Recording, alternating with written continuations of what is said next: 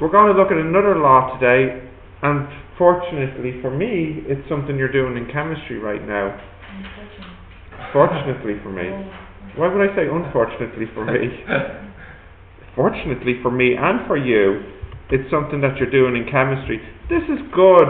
It's nice when you have a topic in two subjects because it means that you're seeing something twice.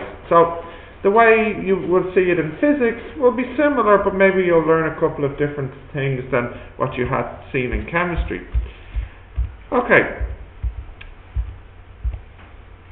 So before we get on to ideal gas law, we just have to cover some basic laws, some which you might remember from science.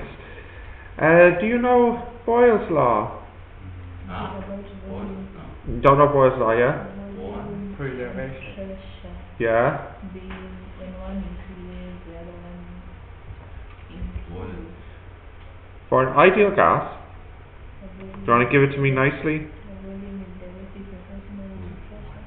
Volume is directly proportional to pressure. No. Pressure is inversely. It's proportional to 1 over V. So Boyle said that, and this kind of makes sense, that if you double the pressure, I'll do it as volume.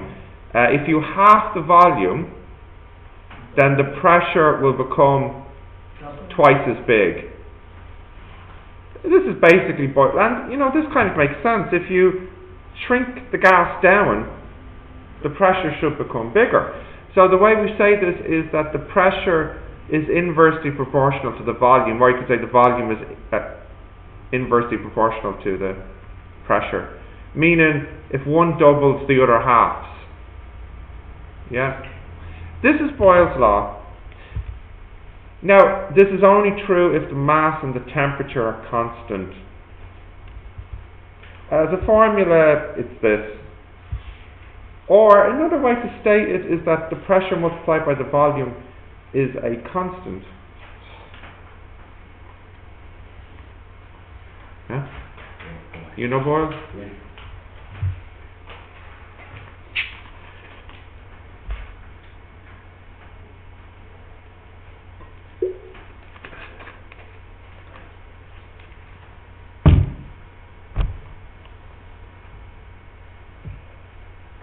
Okay. Oh. Well, I'm just going on to my explanation. Simply put, Boyle noticed that if you halve the volume, then the pressure is doubled, or vice versa. What might other relationships be? So we'll have to look at other relationships between the variables.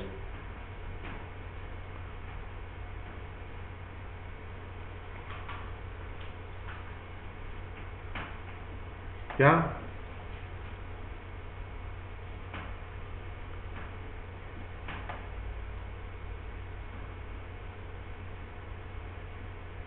Did you talk about Boyle's law in chemistry? No. It didn't come up in chemistry?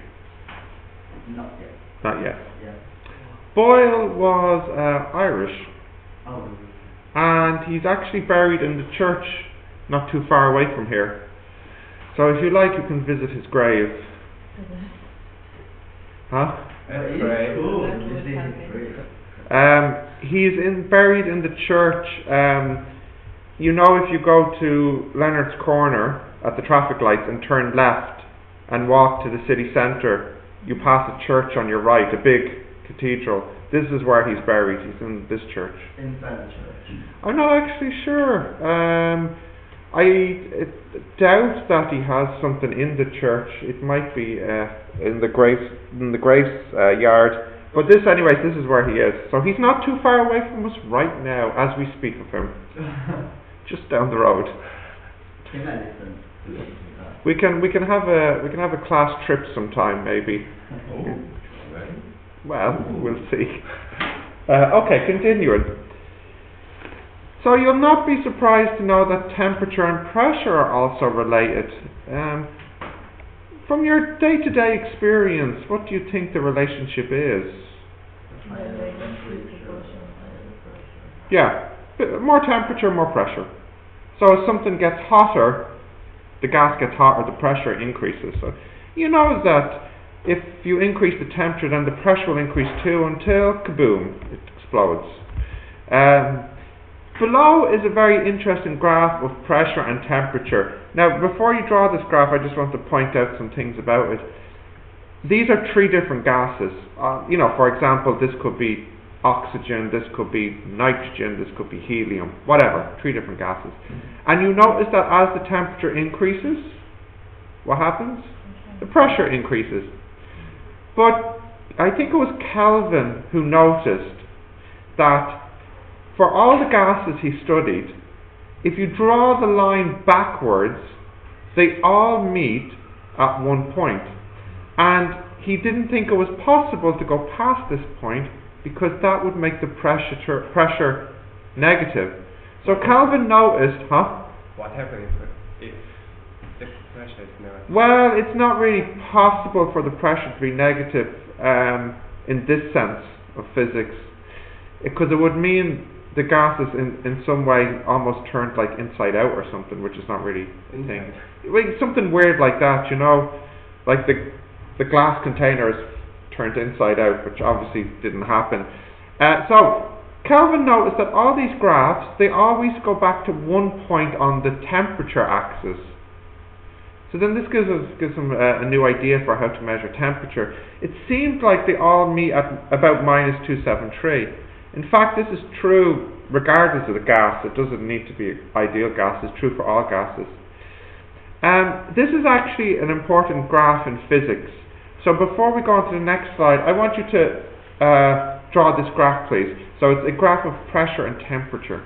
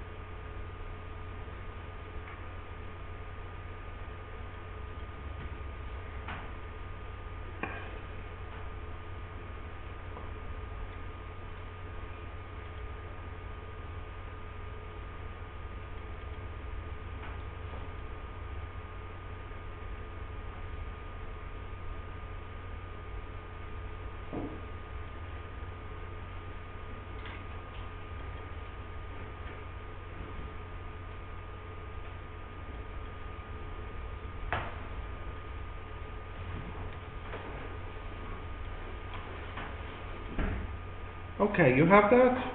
Yeah. So, Kelvin decided, well, if this is the smallest temperature that's possible, perhaps we should give this temperature a name. So he calls this temperature absolute zero. This is the smallest temperature possible.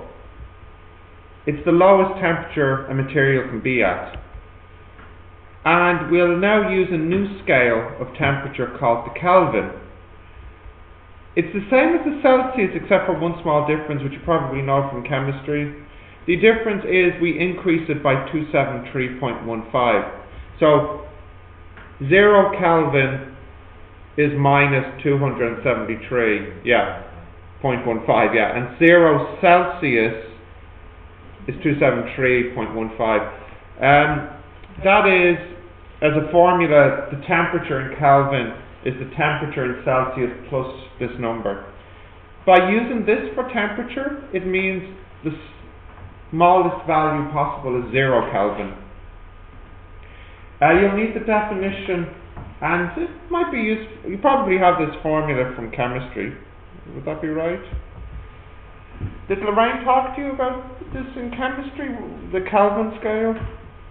You have to use Kelvin for the ideal gas law, so did she talk about Kelvin? Yeah, but I mean, my question is, like, did she give you any background to it, or? No. Okay. It's just, here's Kelvin, deal with it. Like this.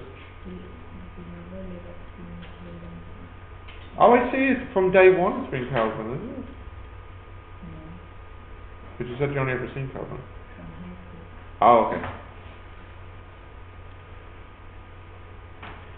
Continue? Well, I'll just scroll down a bit. Yeah. So, by using Kelvin, the temperature is always positive. Now, we have to give the formal definition of Kelvin. This was on the exam actually. If I can just oh no, don't do that.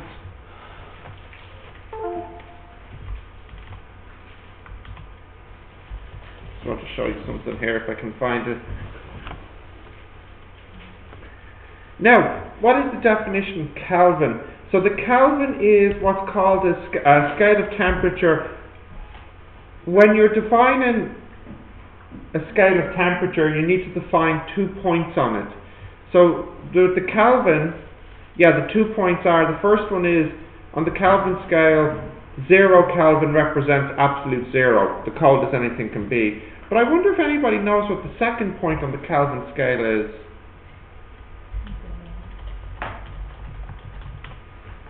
Do you know? I'll just get something to show you in a moment. The second point is that on the Kelvin scale, the triple point of water is 273.16. Roughly speaking, this is basically saying 0 Kelvin means absolute zero, and 273 Kelvin means when water freezes. But triple point isn't quite that, so I want to show you what the triple point is. Okay.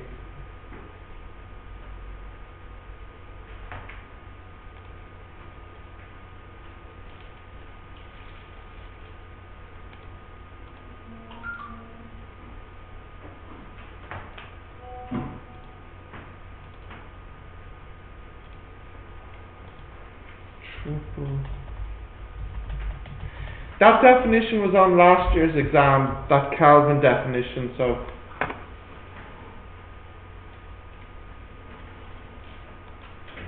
see if I can.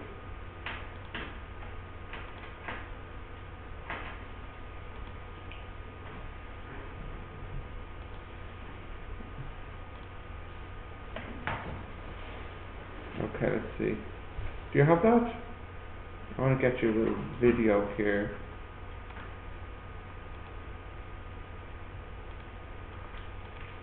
Okay, so just to explain what this triple point is. You know that water freezes at 0 Celsius, but when does it boil? At 100 Celsius. It's actually possible to change these points by changing the pressure. If you increase the pressure, it boils sooner, doesn't it? Yeah. So if you increase the pressure in water, it boils before 100 Celsius. But if you increase the pressure enough, you can do something cool. You can bring the boiling point from 100 to 0, which means you can have water in this special state called triple point, where it is liquid, solid and gas all at once. So I'll try and show you what that looks like. Okay, I don't really need sound, but okay. So the water is solid, liquid and gas at the same time. It's all three. Let's watch this again. Hang on. Oh, this is in Manchester. Why is it happening?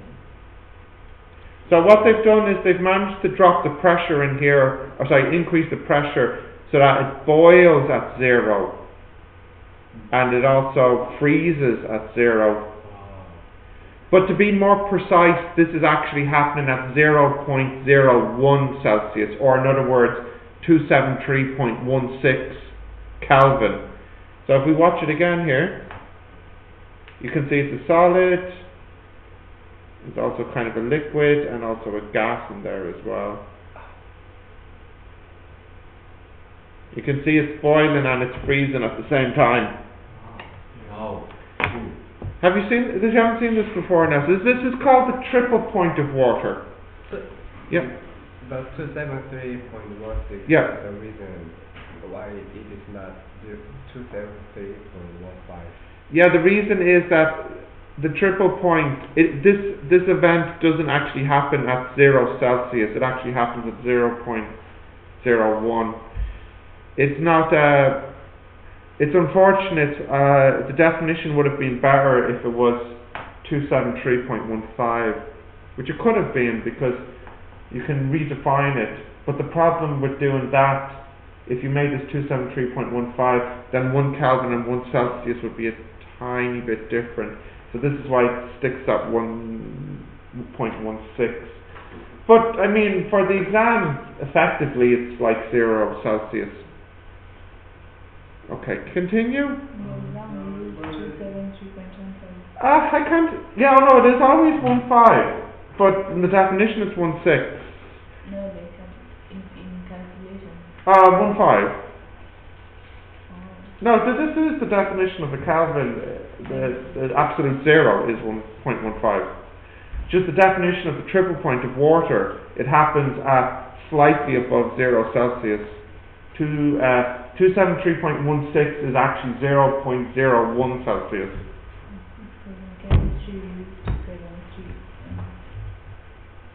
Yeah, just I sometimes I'm lazy and just use 273. Yeah. In the exam, in the formula book, it will tell you anyways what the unit is, I think. Okay, continuing. So how do we count in physics? For example, if we had some hot water, do we not say, for example, we have 10 to the 23 molecules of H2O? So we need some unit to count. For example, in bakers, you know, who bake cakes, they count in 13s. These are called baker's dozens. So 10 baker's dozens is 130 cakes. In physics, we don't count in units of 13 because it's quite small. But I mean, okay, I'll give you another example. You know, when you're counting things in a list, you sometimes maybe count in fives. So you might go 5, 10, 15, 20. In other words, you want some way to group large numbers together so you can count things which are big. So we use something called Avogadro's constant, which you've done in chemistry. And all Avogadro's constant is, it's a big number. It's a big number, and we call the unit a mole. So if we have a mole of something, which we're just counting, like a mole of molecules, a mole of people, whatever, it doesn't matter, cups of coffee, whatever. If we have a mole of something, it means we have one Avogadro's constant of that something. And one Avogadro's constant is 6.02 times 10 to the 23. Now later, the reason why it's this value, we'll see maybe a bit later in the course. But for now, I'm just telling you a mole is just a big number. It's a big number used for counting many things. Yeah. Do you know this one? Do you know Avogadro? No. Then you should write.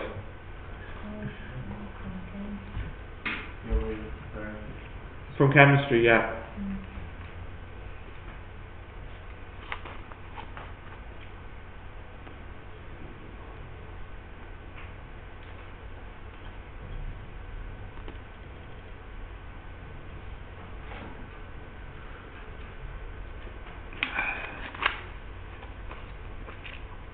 Okay.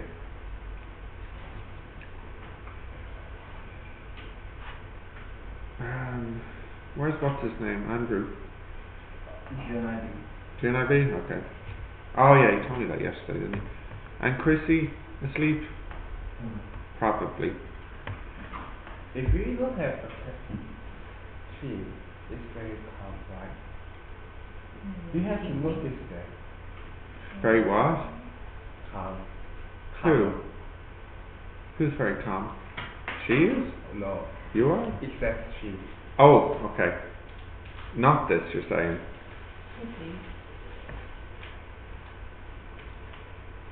Okay. Okay. Continue. Sean, yeah? Yes.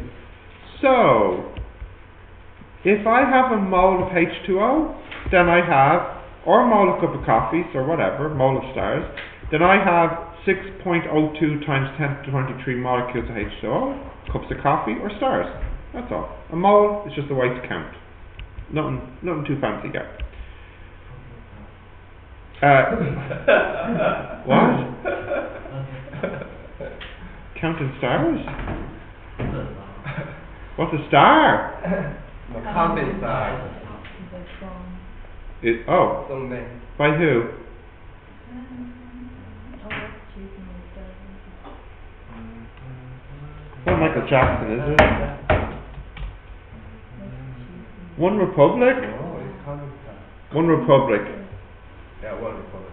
Yeah. Okay. So imagine I have a mole of cups of coffee. That's a lot of coffee. Many cups. Too much. What would its mass be?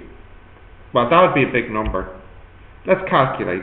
So it's just a small little simple calculation. I want you to tell me the mass of a mole of cups of coffee. 250 grams.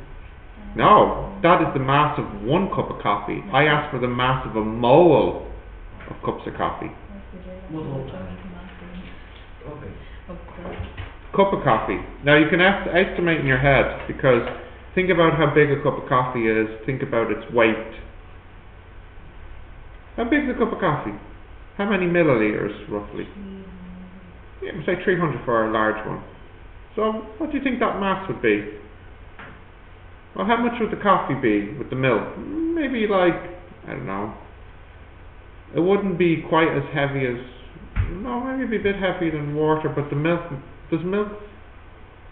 milk is fatty, so I will say the coffee is about 300 grams. And what about the paper cup?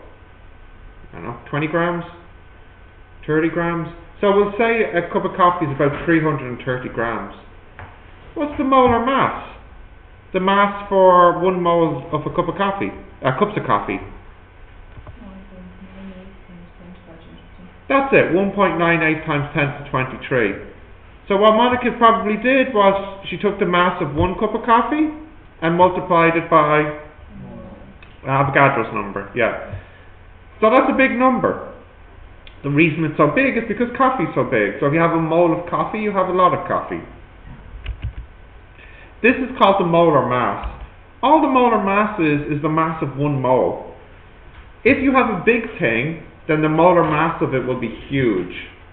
If you have a small thing, the molar mass of it will be not so big. The molar mass is the mass of 1 mole. Please note, it's common to give this mass in grams. So did you give me that answer in grams or kilograms? You didn't divide by 1,000 or anything like that. You just took 330 and you multiplied it by... Oh, okay, so it was in kilograms then, yeah. It's quite usual to give it in grams, but you probably have noticed that in chemistry.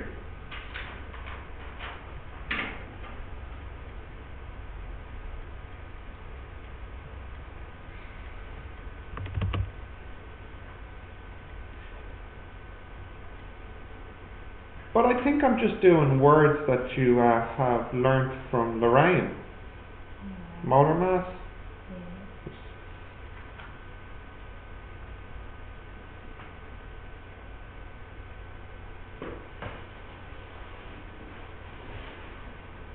Okay, continue.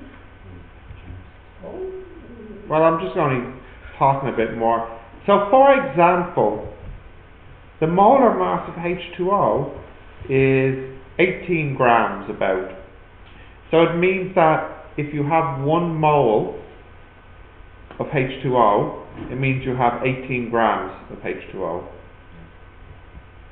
Some important notation. We normally use N capital to represent the number of molecules and small n for the number of moles. Don't mix this up. An easy way to remember, and then a way to convert between the two is just using this formula. So if n is the number of moles, and Na is Avogadro's number, then the number of moles multiplied by Avogadro's number is how many molecules. Again, you probably did this in chemistry. Don't mix up the big N and the small n. A hint to remember. Big N is bigger than small n. Definitely. Like That's all you need. So a big N is bigger than a small n. So the big N must be number of molecules, and the small n is the number of moles. And number of moles will be smaller than the number of molecules. So big N is bigger than small n, and small n is smaller than big N. I think so. That's how I remember it.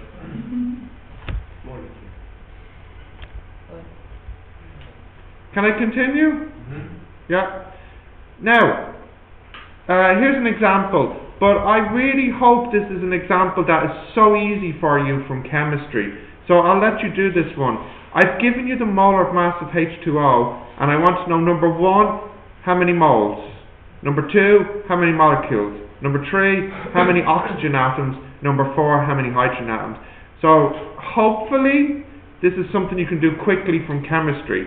So take 1 minute to try and do this one.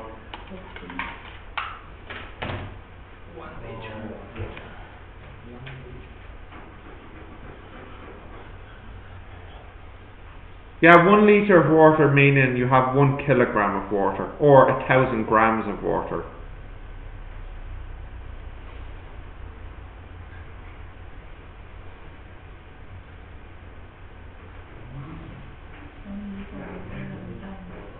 Yeah, if you have a litre of water, you have 1,000 grams of water.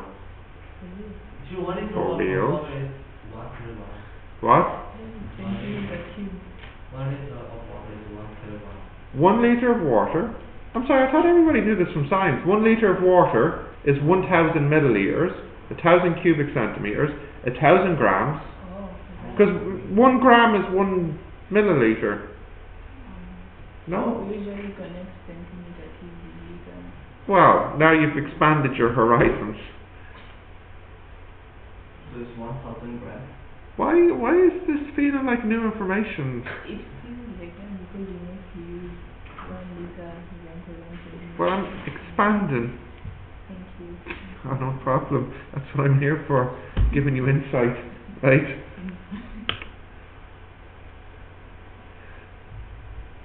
You got an answer, Sean?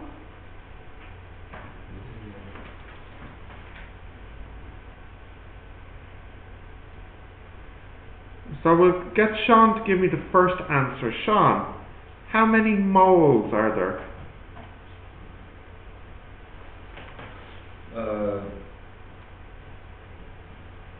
0.0.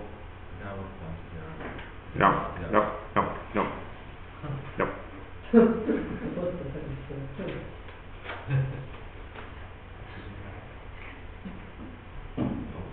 No. Anyone else? 55. Because it's this. You have hey guys, look. You have 1,000 grams of water because you have a litre of water. And 1 mole is 18 grams. So this is how many moles you have. Yeah? What's wrong, Sean? Why are you confused? Sean! Yeah? Look at me. Can you see the molar mass is 18? Yes. So if I have 18 grams of water, I have 1 mole. Yeah. If I have 36 grams, I have 2 moles. Yeah. If I have about 100 grams, I have about 3 moles. Oh, sorry, 5 moles. Because one of them is 18. So how many moles do I have? I have 1,000 divided by 18 because 1 litre of water is 1,000 grams and each 18 grams is a mole. So I have 55 moles. No? Yes? How you know the 1 liter equal 1 kg? I thought everybody knew this. Is all water roughly. I mean, salt water Yeah. is not the same. But in chemistry, you know, you treat water as pure. What is it normal? So this isn't salt water, this is just normal water. Distilled water. Did you do distilled water in chemistry? Yeah, anyways, Chu, to answer your question, we treat the water as always 1 kilogram per 1 litre. Sean, you look so unhappy. What's confusing you? Okay, what's the next one now? How many molecules? Yeah, multiply this by 6.02, isn't it? 10 to the 23. So that's how many molecules of H2O I have. Yeah? Now, part C, how many oxygen atoms do I have? The same number. And how many hydrogen atoms? Double it, yeah. That's the hydrogen. Good. What did you say? I just finished doing this. Please, Yes? can you do what for me? Well, that was the answer for part B and part C. And this is the answer for part D. One more time. Why is hydrogen? Yeah. Water has 2 hydrogens, so twice the number of hydrogen atoms. I still didn't get the idea. If one water have 2 hydrogen. One water has 1 O, Yeah. so is there 6.4 that's there 3.4. Yeah. This is how many H2O molecules there are. Yes. So how many oxygen atoms are there? This many. Because each molecule has 1 oxygen. Yeah. So this is C. And B. Yeah. And then this is D.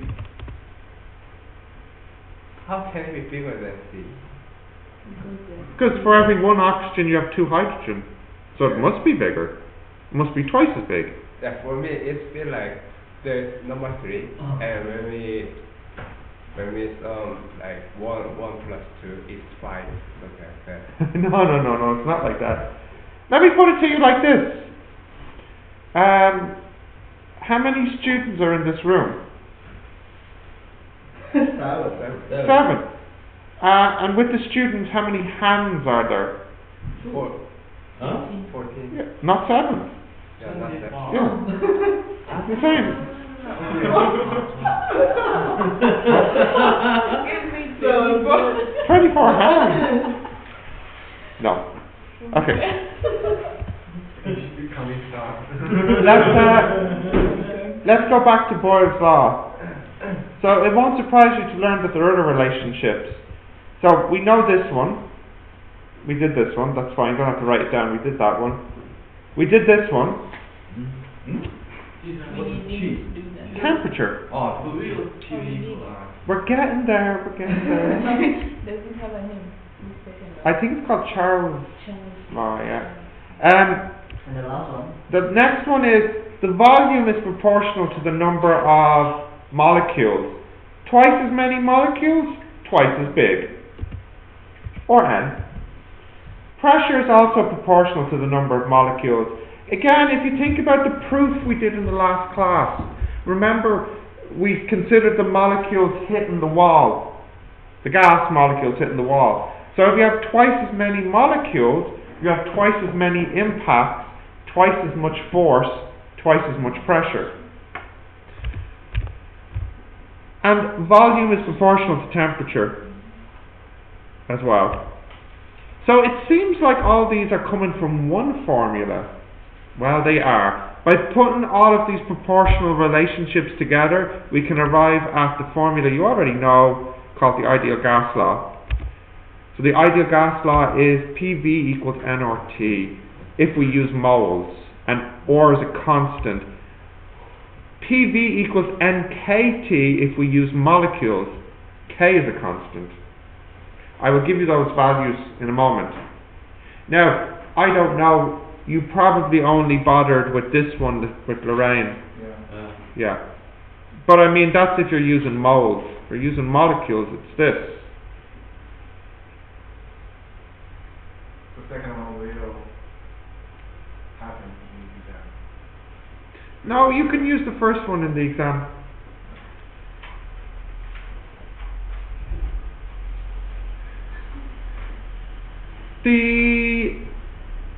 Bruce, to use the first one you must change it into moles.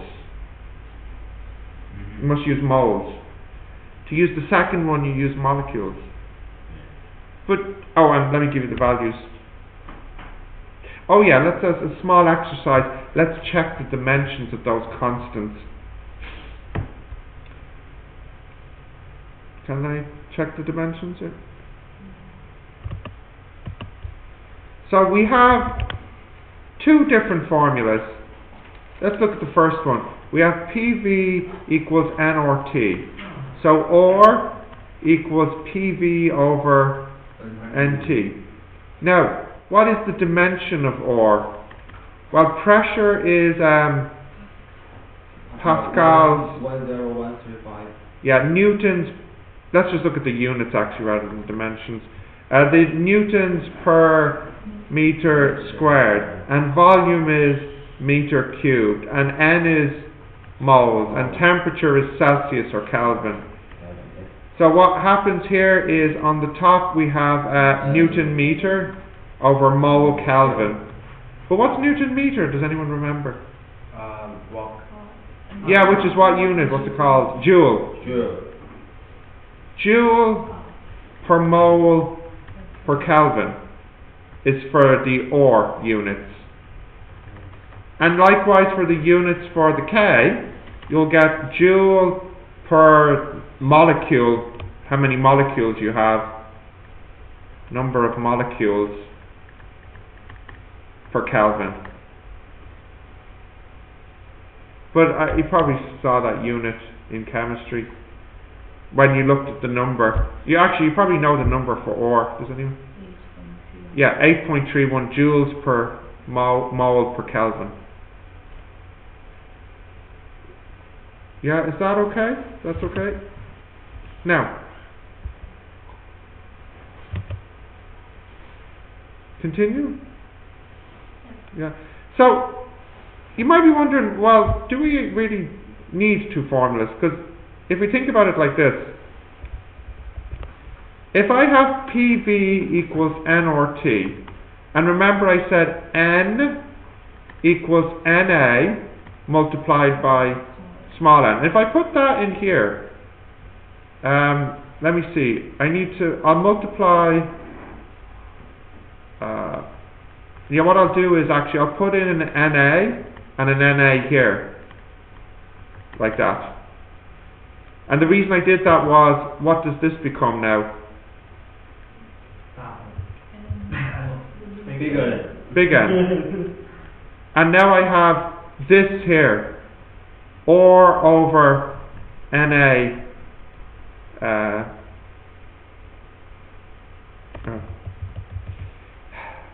or over NaT. Now, or is a constant, true? And Na is a constant, true? So let's just call it one constant. We'll call it the letter K. Wow. Is it really wow?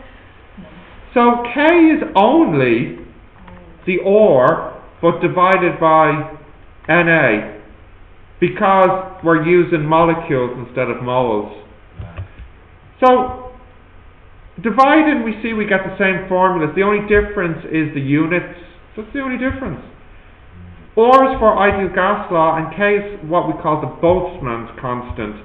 But they're really just the same thing, just different units. Why do we need two constants anyways?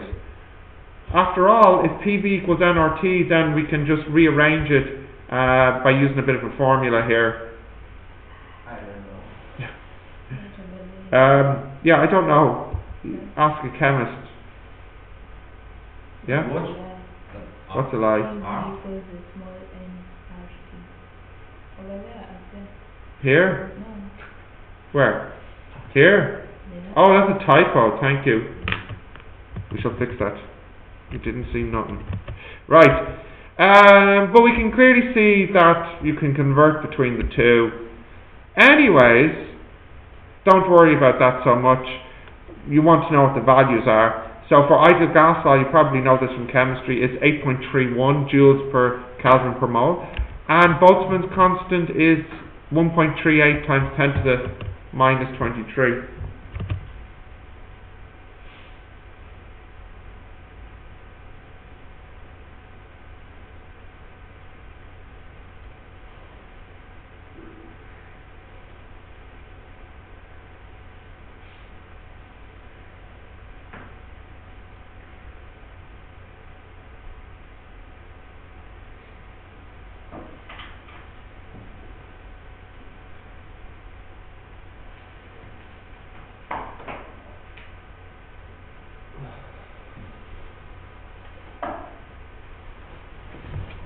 Yeah? Let me actually just get rid of that mistake.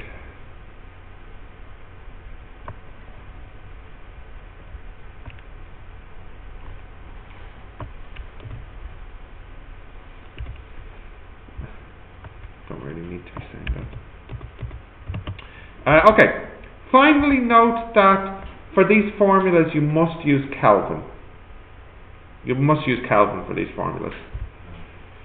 So therefore it's safest just to use Kelvin from now on. Okay, for doing the questions you'll need some molar mass values. If you can note these, the first one is water. That's roughly 18 grams per mole cubed. What have I got cubed? Yeah, no, I'm sorry. That shouldn't be a -3. That should be a -1. It's grams per mole. Yeah. Anyways, I'll fix that. Liquid water is 18 grams, and it's 2 hydrogen and 1 oxygen. Carbon dioxide is about 44 grams a mole. It's 1 carbon and 2 oxygen. Hydrogen is about 2 grams, and it's 2 hydrogen. Helium is about 4 grams, and it's 1 helium. Oxygen is about 32 grams, and it's 2 oxygen. Nitrogen is about 28, and it's 2 nitrogen atoms. There are 7 atoms on the periodic table that occur in pairs. Are these what are they called, diatomic atoms or something? Yeah. Have you done these 7 with Lorraine? Now, you don't actually need to know for physics which atoms these are, because the question will provide you with the molecule structure. So the question would say it's N2 or O2. Yeah. And again, the question provides you with the molar mass, so it's not something you need to worry about, because it will give you the number of decimal places. But there are, if you've done this in chemistry, you probably already know where these values are in your chemistry notebook. Where would you find these values? Periodic table. So if you have the periodic table and you want to use that, that's fine, because you learned how to do that in chemistry. Yeah? Let's have a look at another question now. Let's make it a bit harder.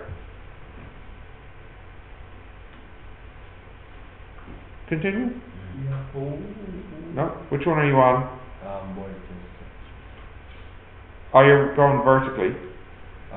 Yes, okay. You have to write this down. No, I said if you know how to use the periodic table, you can.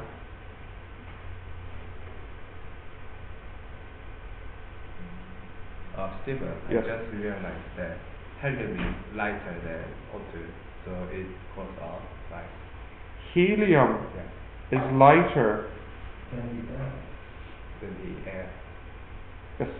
So it rises, yeah. Yeah, so yeah. rise. Yeah. What about carbon dioxide? Okay. Well, the problem with these molar masses is you can't see the volumes, so you don't actually know what the densities are. Carbon dioxide, I believe, is heavier, isn't it? Yeah, I think so. It should go downwards, but like the reason for what is the global warming. Yeah, global warming. Yeah, but the thing is, up and down, when you're talking about an atmosphere which is 20 kilometers thick, up and down is kind of, relative. Like, rising means the helium moves up maybe 20 kilometers, and sinking could mean that the carbon dioxide, falls to the bottom 2 kilometers. So for you, 2 kilometers is still pretty high, but for the atmosphere with the gases at different levels, 2 kilometers is the base level, So yeah, carbon dioxide doesn't float up to the top, but it's still in the sort of atmosphere. The other thing though is, when the carbon dioxide comes out of the car, I'd imagine it's quite warm, which would cause it to rise too, There's other factors at play as well, and in fact, the carbon dioxide, I don't know, when it comes out of the car exhaust, it could be mixed with other stuff, because I know, like, for example, with diesel, it's a very, very messy exhaust. The carbon dioxide is mixed with other fumes that are really sticky and dirty.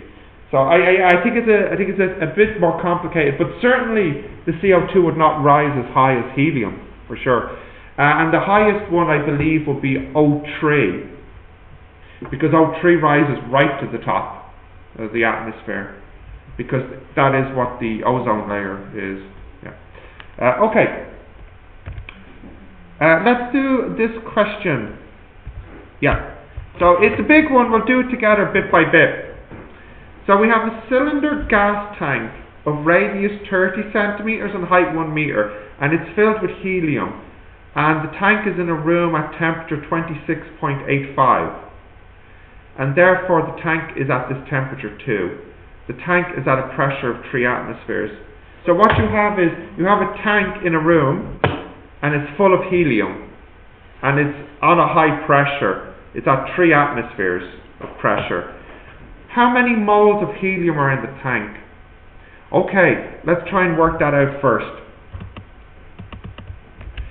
So let's see. A part 1. A part 1. PV equals nRT. So N is PV over RT. Do we know the pressure of the tank? Yes. Do we know the volume? Yeah. Do we know R? Yes. Yeah. And do we know T? Yes. Yeah, so we can get the N. I said the pressure was 3 atmospheres. And the volume is pi R squared H. R is 8.31 and the temperature is 300 Kelvin. Yeah. So, the first answer is 34.48 moles. Okay, part 2. How many molecules? Okay, the molecules. Yep, so multiplying this by 6.02 times 10 to the power of 23, we get 2.08 10 to the 10 to 5. You're a good bit late. Come on in. Overslept? Yeah. Okay. Next. How many atoms of helium are there? Yep. In the first question, Mm-hmm. the volume, when you're getting the volume, do you use 30 centimeter volume 0.3? 0.3. I got a different. Did you? I got I think everybody saw me type in 0.3, I hope. 3.4 times 4. No, you must have typed in something wrong, because the number of moles has to be some like whole number. Yeah. Your answer sounds way too small. Okay, continuing. How many atoms of helium are there? Well, is helium a diatomic? It's not diatomic. So the answer for number 3 is also 2.08. Okay, B. Some gas is allowed to escape and the new pressure is 2 atmosphere. How many moles are now in the tank? So what happened is the pressure goes from 3 atmospheres to 2 atmospheres. So you realize, hey, that's the same as the first question. The only difference is the pressure is... What? Have I gone too far? Whoop. The only difference is this is a 2 instead of a 3. That's all. So that's 22.98.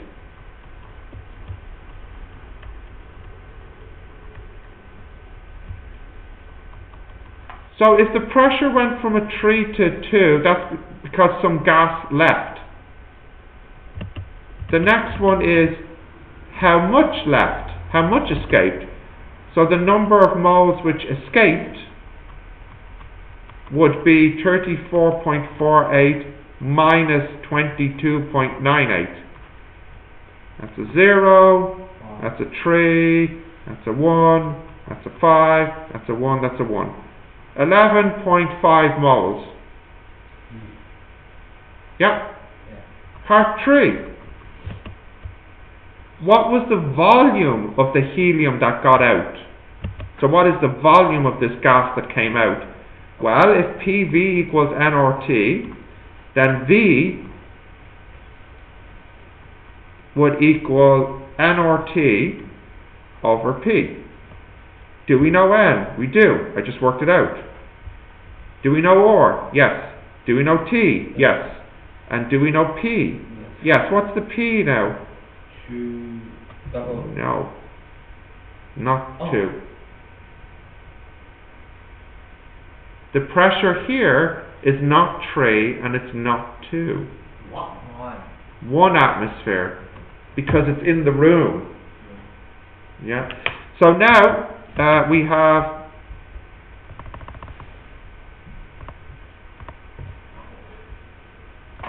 N times R times T over 101,325. That's it, isn't it? Yeah.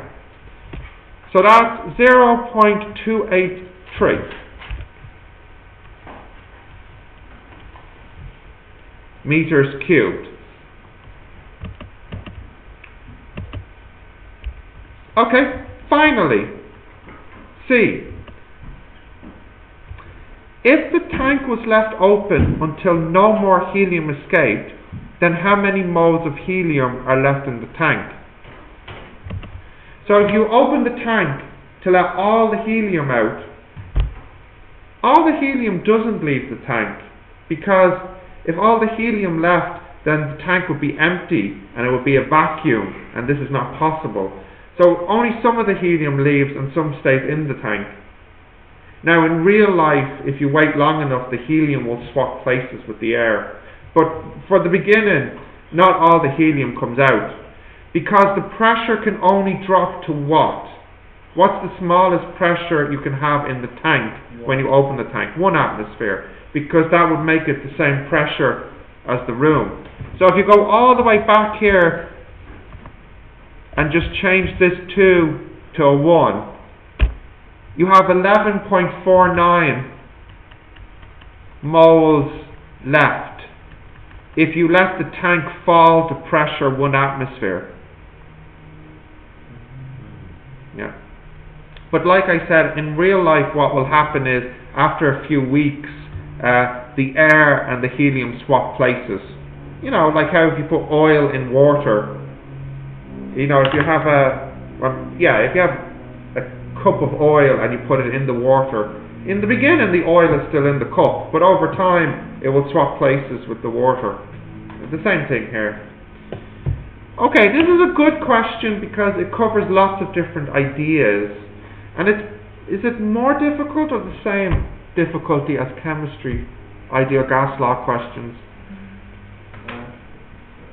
Less difficult?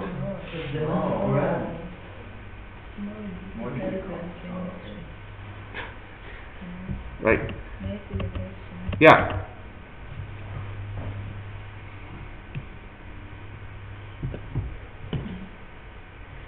Okay. Yes. In part B3, Yeah. we used one of Yeah.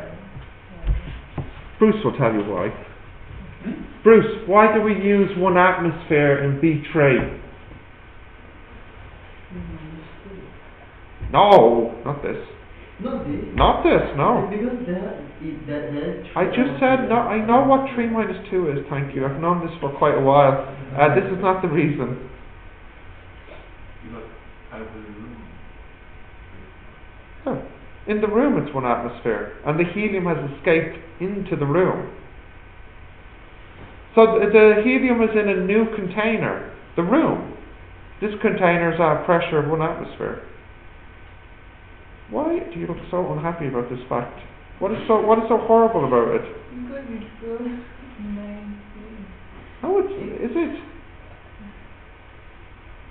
Let me put it to you like this. If the helium was in a container at 3 atmospheres, and we put it into a container at 5 atmospheres, then it's now at pressure 5 atmosphere. Yeah, I understand. Yeah. But why did you mention A cylinder tank. it is safe? The tank is in a warm room of temperature 26.84. Well, where else would the tank be? In outer space? Even realize the room with FTP or something has standard pressure. But you would know that the definition of an atmosphere is the pressure in a room at ground, at sea level. It's like on Mars.